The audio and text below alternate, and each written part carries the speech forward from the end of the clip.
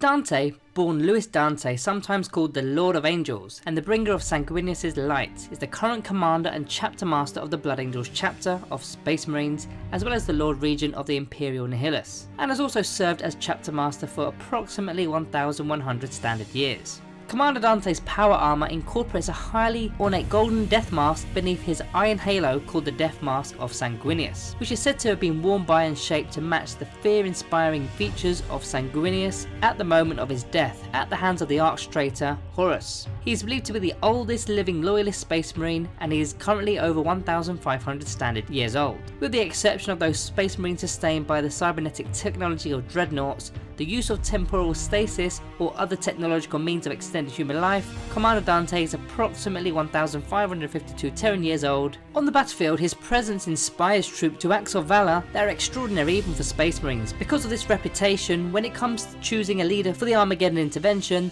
the masters of the two chapters taking part, the Salamanders and the Ultramarines, anonymously ask him to be placed in charge. Dante is a legend not just amongst the Blood Angels but also amongst the common citizens of the Imperium, to whom he is a saviour, a golden armoured hero who descends to save them in their darkest hour.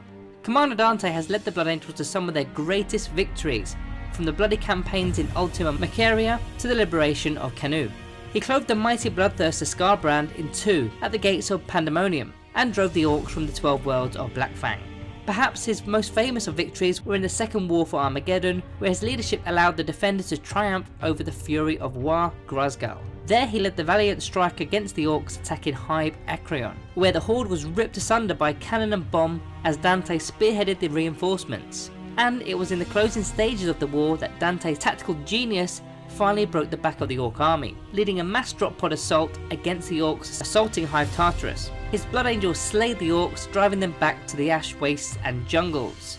In the closing days of the 41st millennium, heroes like Dante were points of light in the growing darkness.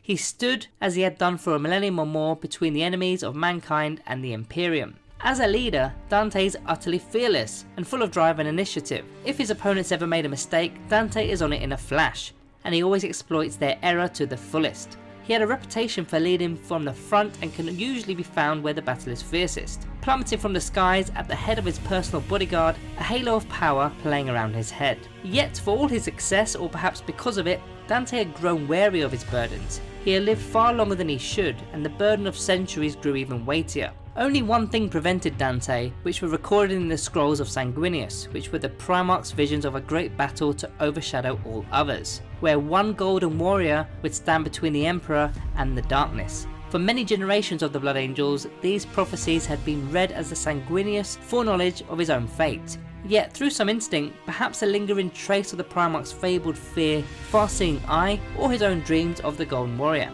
Dante believed otherwise. He frequently believed that one day the defense of the Emperor would possibly rest in his hands, and he aimed to fulfill that final duty. This belief would come to be understood finally during the devastation of Baal, where Dante led the Blood Angels and their successor chapters in a final stand against the High Fleet Leviathan. During that great battle, Dante managed to slay the Swarm Lord, but was badly wounded in the process. As he lay dying, he saw a vision of the Sanguinia and Sanguinius himself.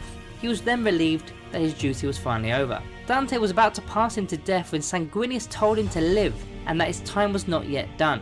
Distressed, Dante begged Sanguinius to let him die and take his soul with him, but was suddenly revived on the battlefield. Fortunately for the chapter master, Baal was saved by Guilliman and the Indomitus Crusade, who commended him for saving half the galaxy from the terror of the High Fleet. Following the salvation of Baal, Guilliman named Dante the Lord Regent of the Imperium Nihilus. He used this new authority to organise an offensive to retake the Red Scar region from the tendrils of Leviathan known as the Angel's Halo. He has since undergone the operation to become a Primaris Space Marine.